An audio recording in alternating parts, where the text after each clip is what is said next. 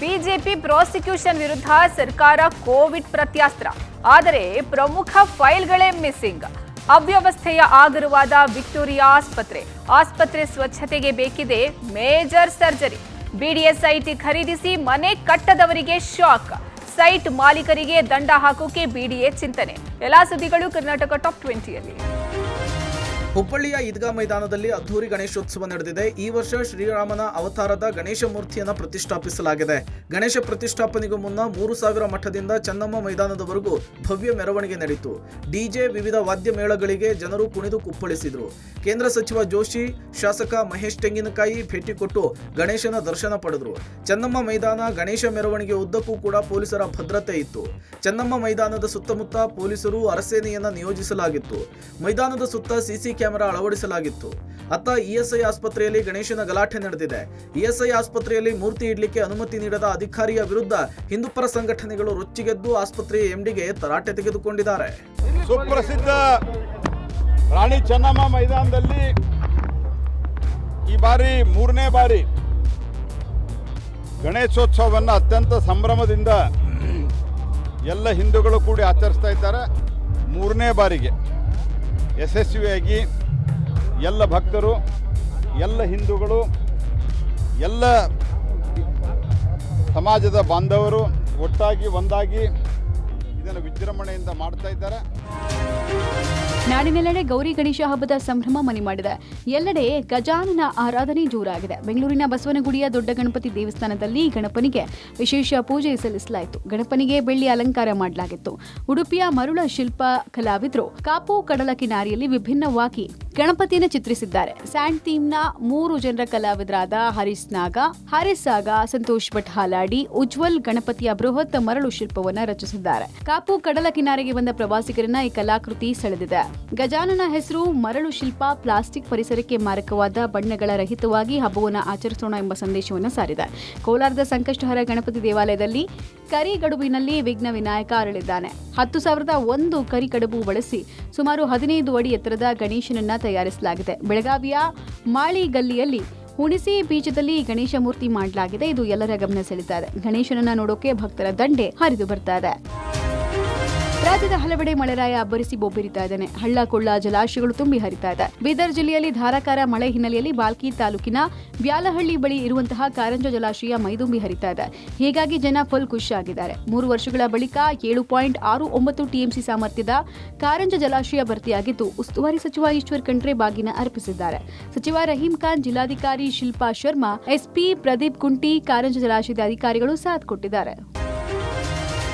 ಉಡುಪಿಯಲ್ಲಿ ಭಾರೀ ಅನಾಹುತವೊಂದು ತಪ್ಪಿದೆ. ಕುಂದಾಪುರ ತಾಲೂಕಿನ ರಾಷ್ಟ್ರೀಯ ಹೆದ್ದಾರಿ 66ರಲ್ಲಿ ಟ್ಯಾಂಕ್ನಿಂದ ಆಯಿಲ್ ಸೋರಿಕೆಯಾಗಿದೆ. ಪರಿಣಾಮ ವಾಹನ ಸವಾರರು ಜಾರಿ ಬಿದ್ದಿದ್ದಾರೆ. ಕುಂಭಾಶಿಯಿಂದ ಹೆಮ್ಮಾಡಿ ಜಂಕ್ಷನ್ ವರೆಗಿನ ರಸ್ತೆಯಲ್ಲಿ ಆಯಿಲ್ ಬಿದ್ದಿದೆ. ಪರಿಣಾಮ ಕುಂದಾಪುರ, ಕುಂಭಾಶಿ, ಹೆಮ್ಮಾಡಿ, ಕೋಟೇಶ್ವರದಲ್ಲಿ ಬೈಕ್, ಸ್ಕೂಟಿ ಸ್ಕಿಡ್ ಆಗಿ ಬಿತ್ತು.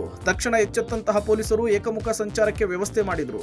ಇದರಿಂದ ಟ್ರಾಫಿಕ್ ಜಾಮ್ ಉಂಟಾಯಿತು. ಬಳಿಕ ರಾಷ್ಟ್ರೀಯ ಹೆದ್ದಾರಿ ಪ್ರಾಧಿಕಾರ ಮತ್ತು ಅಗ್ನಿಶಾಮಕ ದಳದ ಸಿಬ್ಬಂದಿಯಿಂದ ಹೆದ್ದಾರಿಯಲ್ಲಿ ಸೋರಿಕೆಯಾದ ಆಯಿಲ್ ಅನ್ನು ನೀರು ಹಾಕಿ ಸ್ವಚ್ಛಗೊಳಿಸಿದ್ರು. ಕೆಲ ಗಂಟೆಗಳ ಬಳಿಕ ವಾಹನ ಸಂಚಾರಕ್ಕೆ ಅವಕಾಶ ಕಲ್ಪಿಸಿದ್ರು. ಬಿಜೆಪಿ ಪ್ರಾಸಿಕ್ಯೂಷನ್ ಅಸ್ತ್ರದ ವಿರುದ್ಧ ಸರ್ಕಾರ ಕೋವಿಡ್ ಪ್ರತ್ಯಾಸ್ತ್ರ ಪ್ರಯೋಗ ಮಾಡಿದೆ. ಕೋವಿಡ್ ಹಗರಣಗಳ ಮಧ್ಯಂತರ ವರದಿ ಪರಿಶೀಲನೆಗೆ ಅಧಿಕಾರಿಗಳ ಸಮಿತಿಗೆ ಸಿಎಂ 1 ತಿಂಗಳ ಟಾಸ್ಕ್ ಕೊಟ್ಟಿದ್ದಾರೆ. ಆದರೆ ಕೋವಿಡ್ ಕಾಲದ ಮಹತ್ವದ ಫೈಲ್ಗಳೇ ನಾಪತ್ತೆಯಾಗಿದೆ. ಇದೀಗ ಅಧಿಕಾರಿಗಳು ನಾಪತ್ತೆಯಾದ ಫೈಲ್ಗಳ ಬೆನ್ನು ಬಿದ್ದಿದ್ದು, ಪ್ರಮುಖ ಟೆಂಡರ್, ಖರೀದಿ ವ್ಯವಹಾರಗಳೇ ಇರುವ ಫೈಲ್ಗಳ ಪತ್ತೆಗೆ ಕಸರತ್ತು ನಡೆಸಿದ್ದಾರೆ. ನ್ಯಾಯಮೂರ್ತಿ ಕುನ್ಹಾ ವರದಿಯಲ್ಲೂ ಇಂಪಾರ್ಟೆಂಟ್ ಫೈಲ್ಗಳು ಮಿಸ್ಸಿಂಗ್ ಬಗ್ಗೆ ಉಲ್ಲೇಖ ಆಗಿದೆ. ಇದೀಗ ಈ ವಿಚಾರದಲ್ಲಿ ಸರ್ಕಾರ ತಲೆ ಕೆಡಿಸಿಕೊಂಡಿದ್ದು, ನಾಪತ್ತೆಯಾದ ಕಡತಗಳ ಹುಡುಕಾಟದಲ್ಲಿದೆ. ಮಿಸ್ಸಿಂಗ್ ಫೈಲ್ಗಳು ಸಿಕ್ಕರೆ ಕೋವಿಡ್ ಅಕ್ರಮದ ಮತ್ತಷ್ಟು ಆಳ ಅಗಲ ಪತ್ತೆಯಾಗುವ ಸಾಧ್ಯತೆ ಇದೆ. ಬೆಂಗಳೂರಿನ ದೊಡ್ಡ ಆಸ್ಪತ್ರೆಯಾದ ವಿಕ್ಟೋರಿಯಾ ಆಸ್ಪತ್ರೆಗೆ ರಾಜ್ಯದ ಮೂಲೆ ಮೂಲೆಯಿಂದ ರೋಗಿಗಳು ಬರ್ತಾರೆ. ಆದರೆ ಈ ಆಸ್ಪತ್ರೆ ಆವರಣ ನೋಡಿದ್ರೆ ರೋಗವನ್ನ ವಾಸಿ ಮಾಡೋದಕ್ಕಿಂತ ರೋಗ ಹೆಚ್ಚು ಮಾಡುವಂತಿದೆ. ಇದೇ ಆವರಣದಲ್ಲಿ ವಾಣಿ ವಿಲಾಸ ಆಸ್ಪತ್ರೆ ಕೂಡ ಇದೆ. ಆದರೆ ಸ್ವಚ್ಛತೆ ಅಂತೂ ಮರೀಚಿಕೆಯಾಗಿದೆ. ರಸ್ತೆಗಳಾದ್ರೂ ಕ್ಲೀನ್ ಇರ್ತವೆ. ಆದರೆ ವಿಕ್ಟೋರಿಯಾ ಆಸ್ಪತ್ರೆ ಅಂತೂ ಗಬ್ಬು ನಾರುವಂತಿದೆ. ಸಾರ್ವಜನಿಕರು ಆಕ್ರೋಶ ವ್ಯಕ್ತಪಡಿಸ್ತಾ ಇದ್ದಾರೆ. ಡೆಂಗ್ಯೂ ನಿವಾರಣೆಗೆ ಆ ಕ್ರಮ ಈ ಕ್ರಮ ತಗೊಳ್ತೀವಿ ಅಂತ ಆರೋಗ್ಯ ಸಚಿವರು ಹೇಳ್ತಾರೆ. ಆದರೆ ವಿಕ್ಟೋರಿಯಾ ಆಸ್ಪತ್ರೆ ಆವರಣದಲ್ಲಿ ಎಲ್ಲೆಂದರಲ್ಲಿ ನೀರು ನಿಂತು ಸೊಳ್ಳೆಗಳ ಸಾಮ್ರಾಜ್ಯ ಸೃಷ್ಟಿಯಾಗಿದೆ.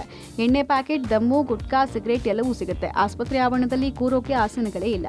ಕೊಳಕು ಸ್ಥಳದಲ್ಲೇ ಕೂತು ಊಟ ಮಾಡಬೇಕು. ಡ್ರೈನೇಜ್ ನೀರು ಆವರಣದ ರಸ್ತೆಯಲ್ಲೇ ಹರಿಯುತ್ತೆ. ಆಸ್ಪತ್ರೆ ಒಳಭಾಗದಲ್ಲಿ ಸೂಕ್ತ ನಿರ್ವಹಣೆ ಇಲ್ಲ. ಮಲಗೋಕೆ ವ್ಯವಸ್ಥೆ ಇಲ್ಲ ಅಂತ ಜನ ಅಳಲು ತೊಡ್ಕೊಂಡಿದ್ದಾರೆ. ಶುಚಿತ್ವ ಇಲ್ಲ ಸರ್. ಎಲ್ಲಿ ನೋಡಿದ್ರು ಜನ ಸಿಕ್ಕಾಪಟ್ಟೆ ಬರ್ತಾರಲ್ವಾ. ನೋಡಿದ್ರೆ ಎಲ್ಲ ನೋಡಿ ಎಲ್ಲ ಹೆಂಗಿದೆ, ಕಾಫಿ ಕುಡಿದು ಎಲ್ಲ ಗ್ಲಾಸ್ ಇಲ್ಲೇ ಹಾಕಿದ್ದಾರೆ, ಅದೆಲ್ಲ ಡಸ್ಟ್ಬಿನ್ನಲ್ಲಿ ಹಾಕಬೇಕು ಅಂತ ಒಂದು ಇದಿಲ್ಲ. ಮೇಯ್ನು ಪಾನ್ ಪರಾಗು ಈ ಚಿಕ್ಕ ಸಣ್ಣ ಪುಟ್ಟ ವ್ಯಾಪಾರ ಮಾಡೋರು ಮಾಡ್ತಾರೆ, ಬಟ್ ಅವರೆಲ್ಲ ತಗೊಬಂದು ಏನು ಗುಟ್ಕ ಎಲ್ಲ ತಗೊಬಂದು ಇಲ್ಲಿ ಉಗಿಯೋದು ಇವೆಲ್ಲ ಕುತ್ಕೊಳ್ಳೋಕೆ ಜಾಗ ಇಲ್ಲ ಸರಿಯಾಗಿ. ಗಲೀಜಿದೆ, ಅಲ್ಲಲ್ಲಿ ನೀಟ್ನೆಸ್ ಇಲ್ಲ, ತುಂಬ ಗಲೀಜಿದೆ. ಉಗಿಯೋದು ಅಲ್ಲೆಲ್ಲ ಉಗಿಯೋದು, ನಾವು ಕುತ್ಕೊಳ್ಳೋಕೆ ಏನು ಜಾಗ ಇರಲ್ಲ, ಅದ್ರ ಮೇಲೆ ಕುತ್ಕೋಬೇಕು, ಅದ್ರ ಮೇಲೆ ಓಡಾಡಬೇಕು. ಸಾಯಂಕಾಲ ಆದರೆ ಸೊಳ್ಳೆಗಳು ಬರುತ್ತೆ, ಕಚ್ಚುತ್ತವೆ. ಏನು ಮಾಡೋದು, ಇನ್ನು ನಾವು ಒಳಗಡೆ ಬಿಡಲ್ಲ, ತಿರ್ಗಿ ಆಚೆ ಕುತ್ಕೊಂಡ್ರೆ ನಾವು ಈ ಗಲೀಜ್ ಮೇಲೆ ಕುತ್ಕೋಬೇಕು. ಇನ್ನೊಂದು ಸ್ವಲ್ಪ ಎಲ್ಲರೂ ಕುತ್ಕೊಳ್ಳೋಕೆ ಒಂದು ಸ್ವಲ್ಪ ಜಾಗ, ಊಟ ಮಾಡ್ಬೇಕಾದ್ರೆ ಈ ಗಲೀಜಲ್ಲೇ ಕುತ್ಕೊಂಡು ಊಟ ಮಾಡಬೇಕು.